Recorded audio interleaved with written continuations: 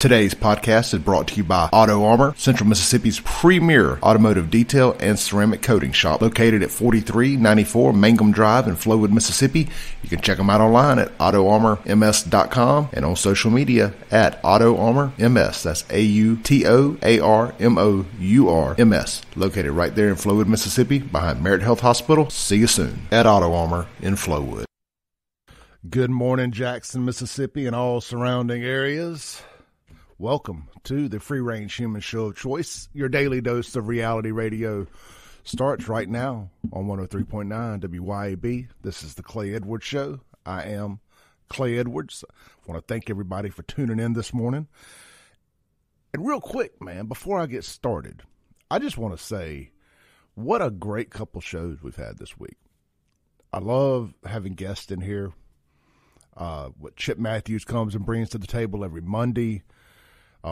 Our 25 plus years of friendship, and we were rivals for quite a while as well, somewhere in between there, so we have a unique bond and relationship with Chip that I don't have with anybody else on this planet. We know each other as good, for better and worse, how do I say it? We know each other better, for better or worse, than most anybody else on the planet.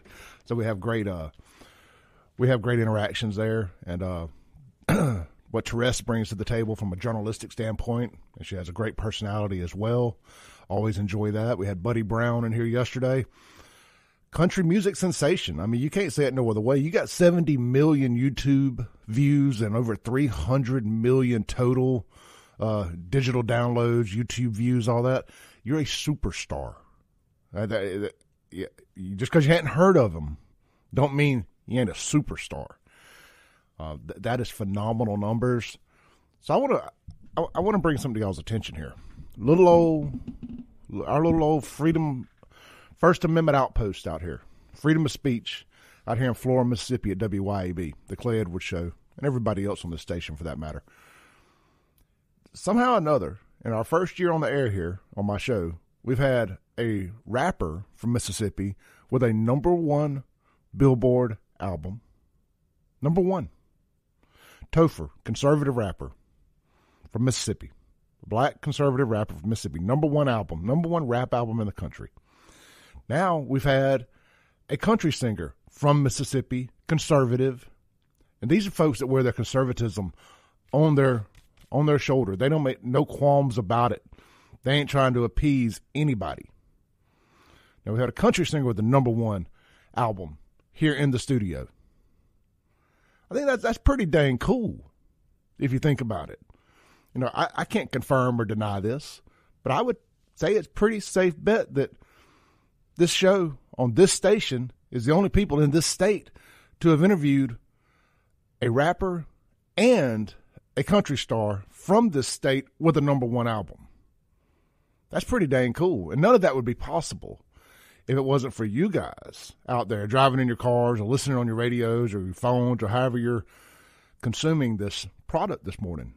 None of that would be possible without y'all's support. So I just want to say thank you. I'm giving a golf clap in the studio right now for y'all, because it's nothing magic that I'm doing up here, but they know that we've got the reach, and they see what we do online. They see the podcast downloads. They know that it moves the needle when they come on the show, and we appreciate that. And none of that would be possible if it wasn't for you and you supporting our sponsors. And of course, I'm speaking to the sponsors as well. None of this would be possible without y'all. I just want to say thank you. Just a thank you from me to you. And, I've said it before. I'll say it again. I kind of consider myself the voice of the voiceless here. I get up here and I've made the commitment to say the things that some of y'all can't because of employment or whatever reasons you have. You can rest assured that I'm probably thinking the same thing, and I'm going to say it for us, like everybody else on this station. And again, we wouldn't be able to do what we do if it wasn't for y'all doing what you do. So, also, I want to plug something real quick. We are going to be starting y'all know I love motorsports. I'm mad as hell at NASCAR. I'm going to attempt to not watch as much, but I'm just going to be honest. It's going to be hard because it runs deep in me. motorsports. I love it on every level. Dirt track, drag strip, street racing, dirt bikes, it doesn't matter. So Christy Kendall and I, Christy is with Mississippi Karters Association and Drive Your Line. They're also one of the sponsors here. But that, regardless of that, we'd be doing this anyway. We're going to, once a month, we got to settle on the date, we're going to be doing a motorsports show. And just come in, chop it up for an hour about motorsports. I think they'll probably kick it off the week going into the Daytona 500 would probably seem like a good time. It's a very busy week, speed weeks down there in Daytona. So if that's something y'all are interested in, we're going to try to make that happen. Maybe it ends up just being a podcast. I don't know, but I think in the studio, break it up once a month, do a motorsports show. I think it'll be fun. So look forward to that in early February. So also, I want to kind of clear the air on something here for a second. And coming up in the next segment, I've got Hardy Case with Beringia Cannabis. He's going to discuss, they have posted the updated medical marijuana bill, and Hardy's going to come on and kind of go over that, give his thoughts and opinions on that. Hardy's my man-house medical marijuana expert, and from Canton, Mississippi, living out there in the not-so-free state of California. We hope to have Hardy back here in Mississippi at some point. But did you ever think you would see the day that somebody moves away from Mississippi to California, and you're like, oh, man, poor guy. Poor guy. We sure would like to. I bet it sucks out there, which I know, man. All their politics aside, it is a beautiful place to live. And a lot going on out there. But did you ever think you'd see the day that you'd feel bad for somebody that moved to California from Mississippi? Like, I sure hope they get to come back at some point. If you ever thought that it was more of a misery loves company thing, not a true, I hope they make it back for the benefit of them thing. But now I hope they make it back for the benefit of them. We'll talk to Hardy about that in the next segment. But I want to clear the air about something. It dawned on me last night that I may have implicated something that I didn't intend to. I've been big on this great resignation thing. Like if you quit your job, if you got a crappy job and you quit it, there'll be another crappy job waiting for you somewhere else. Go try your thing. If you're ever going to do it, try it. I mean, look, man, I'm doing it. There's good days, there's bad days. Between doing the radio show, going and running my own business, it's tough. I ain't going to sugarcoat it for you. But at the end of the week, when you get done, it's like, oh man, I made it through another week alive, and you feel it's a feeling you'll never get working for somebody else. It ain't for everybody though. I get it. It depends on what you do, the amount of money it takes to get started, all that. Make your decision wisely. But if you have an opportunity, I always recommend, man, give it a swing. It doesn't matter how old you are. Can you stand up? Can you walk? Are you working? Are you physically able? Do it if you can. At least know that you tried. I think there's no shame in failure. But I think the shame internally comes from not trying. But I say all that to say this. I want, and free plug here, I guess. My last real employer was Watkins Auto Sales. And I don't want it to sound like I'm bashing Watkins Auto Sales when I say, quit your crappy job. Almost said a bad word. Quit your crappy job. That was not a bad job. They paid me every week what they agreed to pay me. But internally, I was dying every day because I knew I wasn't doing what I wanted to do. But I'd read an article called The Great Resignation. This was months after I left there. And it talked about the crappy jobs will always be there. So I'm referencing that when I talk about leaving crappy jobs. I don't want somebody to think that I was referencing my former employer. And nobody's ever even said anything to me, but it dawned on me that it may come across like that, and I don't want it to. But sometimes you get caught up in a situation where somebody's paying you just enough not to quit, and you're doing just enough work not to get fired. And that's a bad situation to be in spiritually, emotionally, mentally, financially, the whole 9 yards. I always recommend jobs where there's not a ceiling. If you're going to work for somebody else, work somewhere where you make money based on how hard you work and how much effort you put in. Limitless, basically. And I'd taken myself out of a situation like that to have the consistent income. And I realized after a couple of years that that's not me. That just ain't me. My mind don't work like that, and it wasn't a good situation for me or for them. So, but I say all that to say that I definitely didn't want anybody to think that I was knocking them. It had nothing to do with them. It's 100% me. And I didn't want people to think that I was referring to that as a crappy job, because it's not. It's a great job, great people. I love everybody that worked there. Had a great 3 years there, and I wish them all nothing but the best. I still talk to them folks on a regular basis, and we'll have a beer together again one day soon. Speaking of that, today makes day 13 without a beer. I'm my dry January, or whatever they call it, sober January, 13 days without a beer. I actually started New Year's Eve. Instead of going out on New Year's Eve, decided, well, let's just start this today. It helped that I was sick, and my gout was flared up so bad I couldn't walk. So a beer would have been like pouring a bottle of open acid on it. So had a good reason to go on to start that. But 13 days in here, feeling better, sleeping better, not having to get up two or three times a night to use the restroom. From drinking a couple of beers after work or whatever, and all those little studies they say and show that about 30 days in on no alcohol, you do feel better. I was talking to a buddy of mine last night. I won't say his name, but he said I inspired him to do the same thing. He was 1 day behind me. I think today would be his 12th day. He started New Year's Day. He said the same thing. He's like, man, I'm feeling better. I got more energy. I don't feel as bloated. I think that was it for me. I felt bloated all the time. And look, I will forever enjoy a good cold beer. This is not a forever thing, but it is nice to hit the reset button at the top of the year and let your body recuperate a little bit. And one more thing before we take a break here and we get ready to come back with Hardy. I stopped at the gas station here in Florida next to Cotton Exchange Plaza. And I just want to give a shout out to the blue-collar workers out there. Man, if you're up and you're already, they had a beer truck over there delivering beer. They had the Dr. Pepper truck over there delivering, I guess that's brown bottling, over there delivering. I just want to give a shout out to the blue collar workers, man, because it's cold as heck outside. It was 6:45 in the morning when I'm over there. That means they had to be up at the warehouse by about 5, get that truck ready to get out on the road, to already be at a stop. I did that for a couple years right out of high school, man. I worked for Capital City Beverage on a beer truck. I know how hard that is.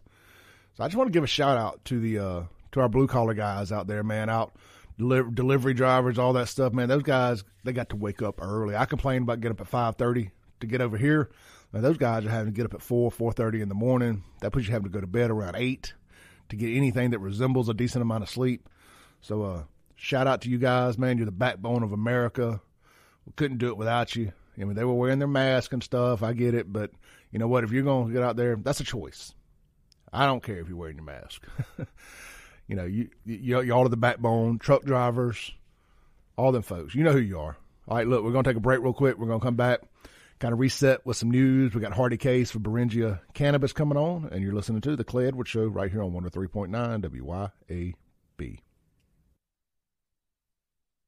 All right, welcome back to The Clay Edwards Show. We're live here in the Generator Power Solutions studio, and this segment is going to be brought to you by Kimberlee Haralson over at Next Home Realty. Look, if you're listing, selling, or buying a home, it's easier than you may think. In fact, it's just a click away when you work with Kimberlee Haralson at Next Home Realty. Hey, guys, look, if you're looking to move to or from the Jackson area, and when I say Jackson, I'm referring to the Tri-County area. I'm old enough to remember when we still called it that. She was voted best realtor in Rankin County. Come on, man. There's some heavy hitters out there. And if you get voted best, you're the heaviest hitter of them all. So, look, give Kimberlee a shout. She will help you get your home listed, help you buy a home. She's going to get you the most money for your home, the whole 9 yards. You can find her on Facebook. Just go type in Kimberlee Next Home. It'll pop up, KIMBERLEE. Or you can check her out on her website. She has her own website. That's pretty cool, too. KimberleeSalesMS.com. KIMBERLEE, salesms.com. All right, on the line here, I've got my buddy, Mr. Hardy Case with Beringia Cannabis. He's a Cantonian, but he's living out there in the not-so-free state of California. Hardy, good morning. Good morning, everyone. What's going on? Man, we're doing what we do down here in Mississippi, and I know you're up 2 hours earlier than we are. What is it, 5:30 there? Yeah, it's 5:30, but you know what, man? I'm so used to it right now. Having to wake up and kind of monitor everything for the past, feels like an eternity with this medical cannabis fiasco we've had. But it's kind of surreal at this point. Looking forward to getting back to the Magnolia and getting some normal sleeping time and some pork chops and seeing everybody. Hopefully this bill will get sewed up here pretty soon in the next couple of weeks. Yeah, were you listening to my first segment there? I did. I sure did. I kind of chuckled myself a little bit. But it's funny to think that there was a time when somebody told you they were moving off to California. You're like, man, they're going out there for the good life. Lucky them. They're getting out of here. And now when somebody tells them they're in California, I'm like, man, poor guy.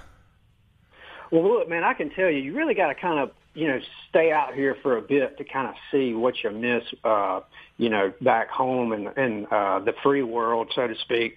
And there's just a lot of space back in the South in general, and you can't take that for granted. You really got to enjoy all that nature and space and all of the good food, the cuisine. I mean, it's nice out here and there's good food and all that kind of stuff, but you just really can't compare to what's going on, in the Deep South in terms of restaurants and variety and all that. So, I mean, for an old Canton boy, I mean, I'm used to being on a four-wheeler outside.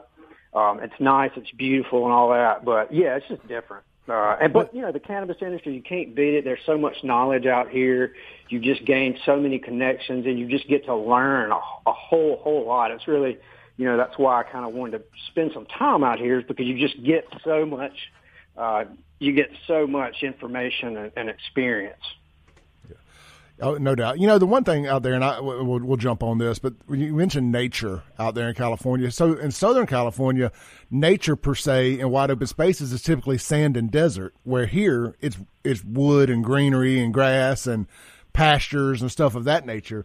You kind of got to get up into Northern California to get a lot of, something that would resemble more so at home with a lot of green spaces and stuff of that nature.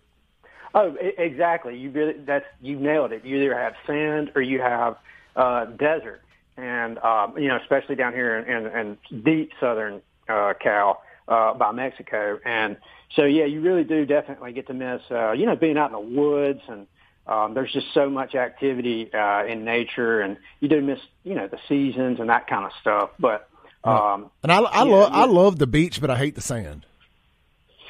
Yeah, and the sand's not as pretty out here as it is down there in the Gulf of Mexico, Perdido Key, all that. It's some of the most beautiful beaches, really in the world. Turquoise waters. It's you really got to take advantage of that. Well, this is God's country down here. Yeah, it really is. So. All right, well, we could have a whole other conversation about the pros and cons of Cali versus Mississippi. But let's jump into this medical marijuana stuff. I saw you post last night as I was getting ready to go to bed that they had posted the updated bill. They did. What's going on with that? Do you like it? I do. Yeah, I do. I mean, it's essentially the same bill that we've had since October, when we were all anticipating, having a special session being called. Of course, that did not happen. So there have been a few modifications. There have been some concessions to some of the more restrictive requests that the governor's asked for. So otherwise, it's not that different in terms of the meat and potatoes of it. It's still going to be, in the bill as it is right now, 3.5 grams per day. And, you can add that up towards to a month. And a lot of the fees are the same. The micro cultivation fees are still starting at $1,500. So the money's still the same in terms of the fees. Everyone who's still going to be able to be eligible to get a card, none of that's changed really. So essentially, there have just been a lot of modifications that the governor's asked for. It takes out a lot of MDA tax incentives for medical cannabis businesses, and that's several hundred pages in the bill for that. The meat and potatoes is the first probably 130 pages of the bill. So, they need to go ahead and just get it passed. That's kind of what everybody's saying. All the state legislators are predicting that they're going to want to go ahead and get it passed. There's a committee meeting Thursday, and that's Health and Welfare, Senator Hobb Bryan, and we're expecting a 4-vote full Senate hopefully next week. It's probably going to go, the House will probably pass it in some form, perhaps with some additions, and it'll go to conference, and hopefully they'll get it all sorted out there. But, yeah, man, we're in the thick of it right now. But the bill, I do support it as it is. Most people in the industry support it, and the patients do too. So. Who's bill? Who ended up writing this? So the primary author is Senator Kevin Blackwell. And from what I understand, he has been, kind of pushing a couple of bills before this one, even before Initiative 65. So I know he's bound to, be ready to get this off of his shoulders. And represented on the House side, Lee Yancey has been the point guy over there. Also, Representative Jason White has been instrumental in trying to move everything forward. It has a lot of support.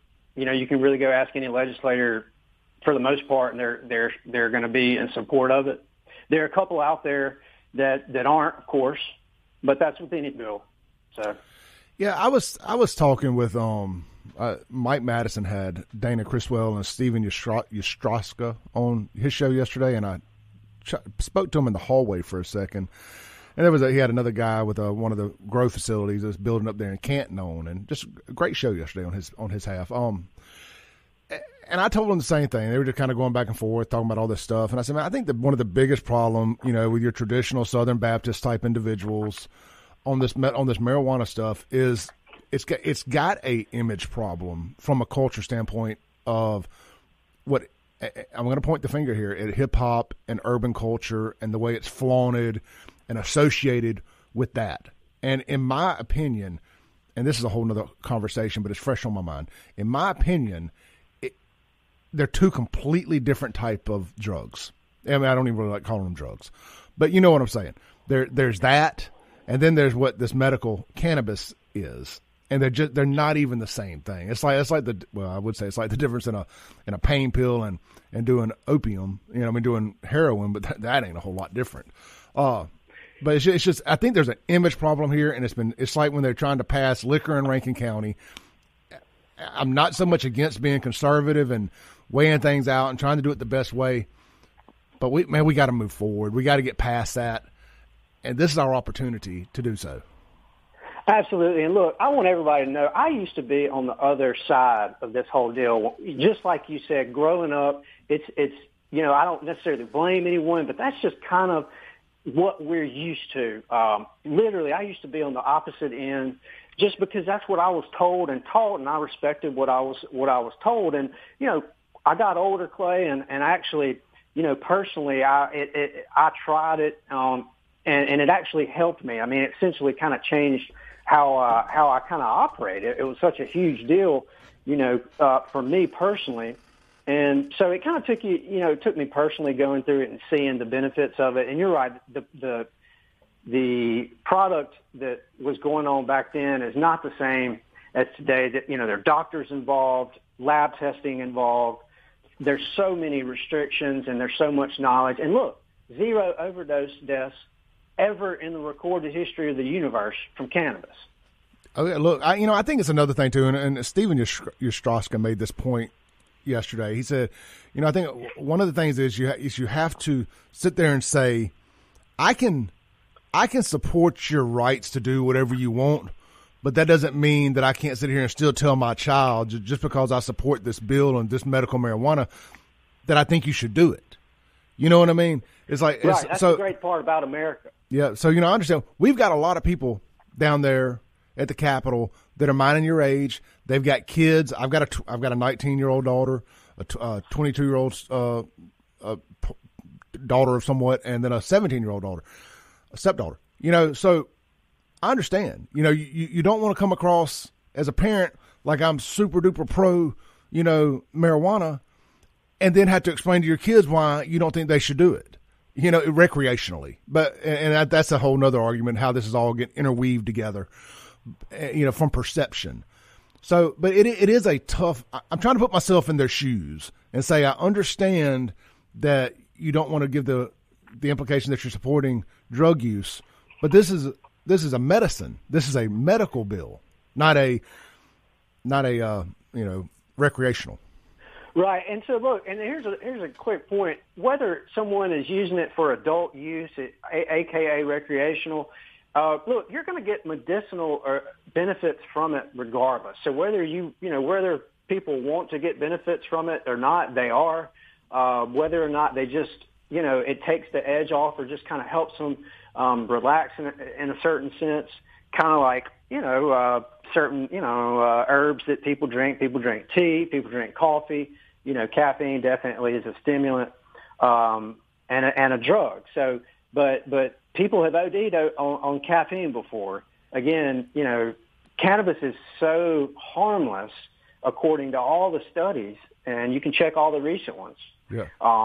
That it's just the bar is so low, the risk is so low. Yeah. Hey, Hardy, we got to take a break real quick. You want to stay on hold and do another segment? Yeah. All right, hang tight, and we'll be right back here on 103.9 WYAB. This is Clay Edwards with Auto Armour in Flowood, Mississippi. Auto Armour is the area's premier automotive detailing and ceramic coating shop. Auto Armour exclusively uses System X ceramics, and we're also an authorized installer of System X products.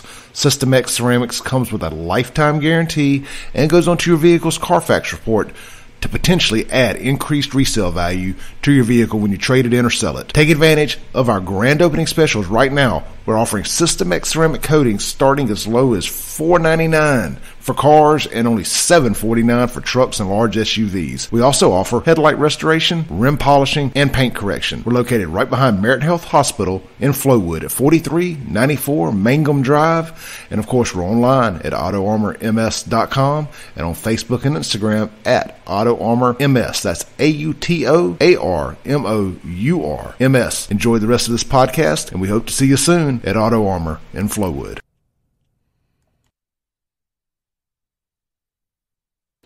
All right, welcome back to the Clay Edwards Show. I am live here in the Generator Power Solutions studio, and this segment is brought to you by Denoblin Furniture right out there on Airport Road in Pearl.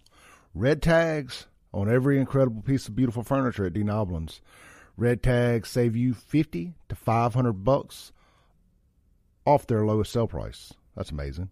At Denoblin's, you'll find leather sofas, dining, bedroom, sofas that recline, sectionals, and over 700 Lazy Boy recliners right there in stock. Every quality furniture piece has a red tag, saving you an extra $50 to $500. Denoblin even has free financing. When it comes to quality home furnishings, come to Denoblin's and come home to comfort. Airport Road in Pearl. All right, we are joined by Hardy Case with Beringia Cannabis. He was on the last segment with us, and we carried it over one more. Hardy, you there? Yes, sir. All right, so do we think Tate's going to sign this thing? Well, what I'm thinking, and some other folks have said the same thing, that he may just kind of sit and let the bill become law. There is a provision in state law that says that the governor is given a bill that the House and Senate have both signed off on, he can simply just let the bill sit without putting his signature on it, and then it'll become law. He hasn't used the word veto yet during these entire discussions. So if I were a betting man, I would bet yes. But, of course, this is Mississippi politics. You never know. But I can imagine the public outcry. I'm a board member of the We Are the 74 group, and I see a lot of comments, that go on Facebook every day, as you do too. And the people are definitely going to be really, really outraged if he were to do that. But hey, look, we'll see. That's why people need to call their representatives, their state senators, and tell them, look, support the bill if they want it to pass. Yeah, I look at this from a little different point of view than, say, a lot of the We Are the 74 people. I don't personally have a need for the cannabis stuff yet in my life, but and thank God I've never had to watch a family member sit there and die slowly and painfully from cancer either. Not an immediate family member, so I haven't been affected from that perspective either. But I look at this more so from a financial standpoint for the state of Mississippi and the ability to create an entire new industry, like when we brought in automotive manufacturing. This is a chance for an entire new industry, and that's exciting to me. And I'm going to dovetail onto exactly what you said this morning about going somewhere to work where you don't have a ceiling.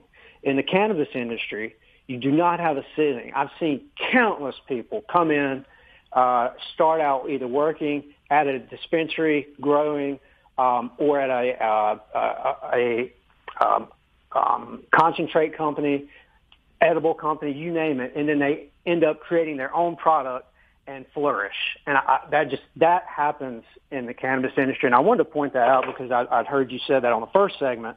And man, if you're looking for an industry that doesn't have a ceiling and it's exploding, I mean, you're going to be hard pressed to find one different or better than the cannabis industry. Yeah, and I want to be respectful to my Southern Baptist friends and my Christian. I am one of those people.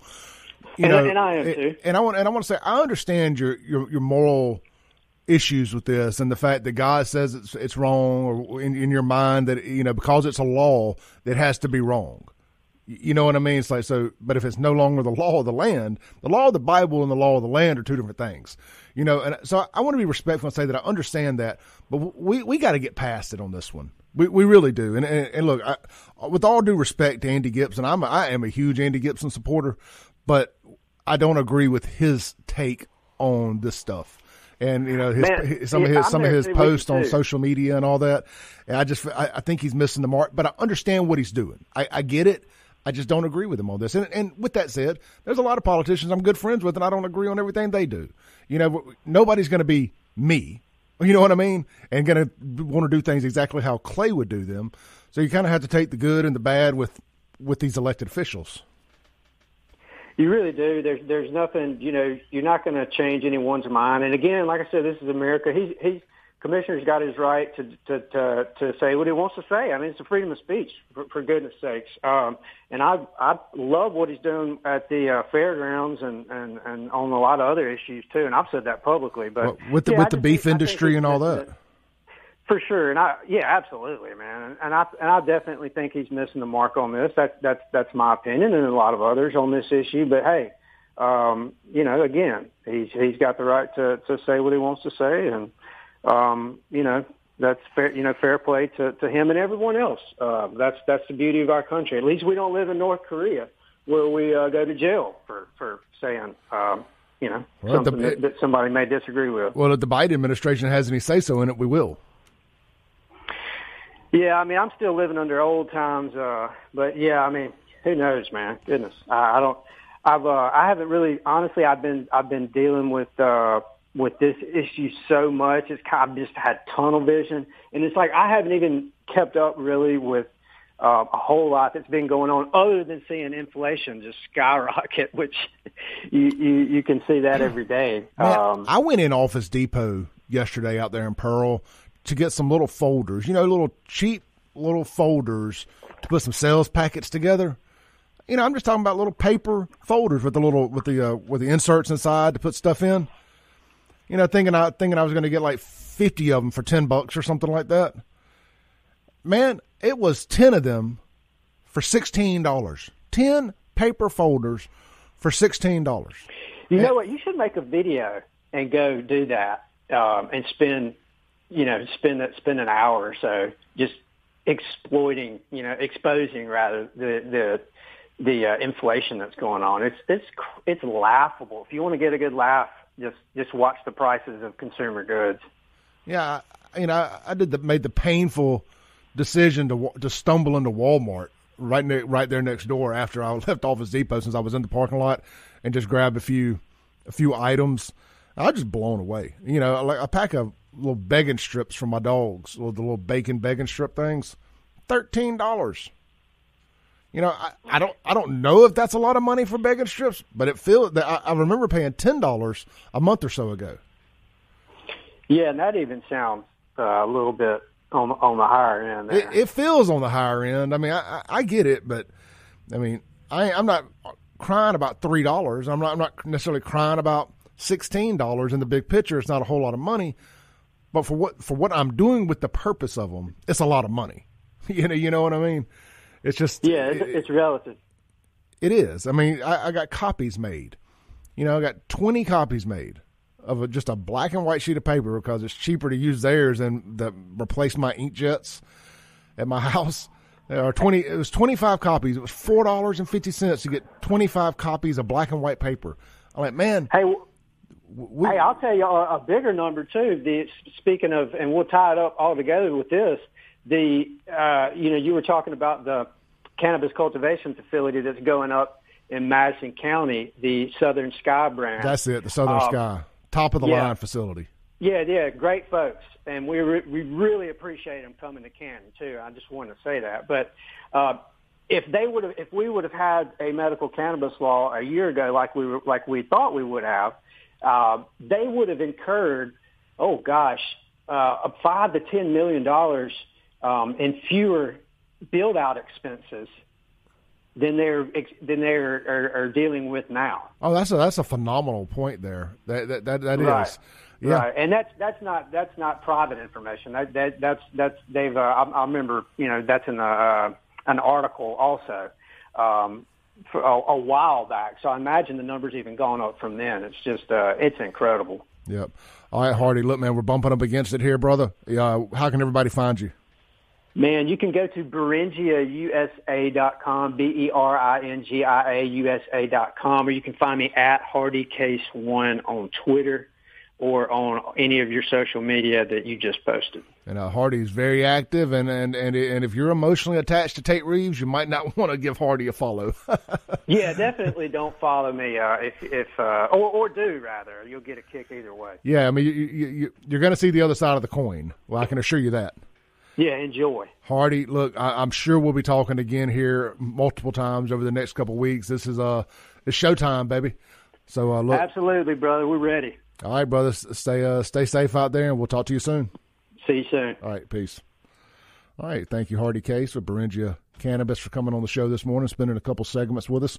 We're going to take a break real quick, and we'll be right back here on the Clay Edwards Show on 103.9 WYAB. All right, welcome back to the Clay Edwards Show. This segment is going to be brought to you by our friends over there at Take a Break Deliveries.